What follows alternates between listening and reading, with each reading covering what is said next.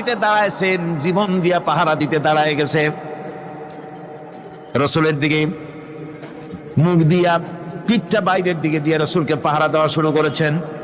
হুজুরকে পাহারা দিতে যারা দাঁড়িয়েছিলেন, কাফের কর্তৃক নিক্ষিপ্ত কি তীরগুলি এসে যখন বিঁধতেছিল, শুধু একজন সাহাবী হযরত তালহার পিঠের ভিতরে রসুলকে হেফাজতের জন্য 80টা তীর একজনের পিঠের মধ্যে দিয়ে ঢুকেছে।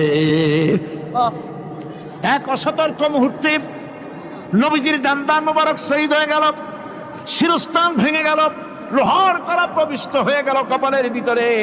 হুজুর মাথা ঘুরে পড়ে গেলেন। হযরত আবু উবাইদা রাদিয়াল্লাহু তাআলা আনহু হুজুরের মস্তক মোবারককে করে করে নিয়ে তারপরে বহু কষ্ট করে মাথা থেকে লোহার কড়া বের করলেন। এবার ওই কড়ার ছিদ্র দিয়ে রক্ত আসতেছে, মুখ দিয়ে রক্ত পড়তেছে, দাড়ি ভিজে যাচ্ছে। বুখারী শরীফে এসেছে, আল্লাহর নবী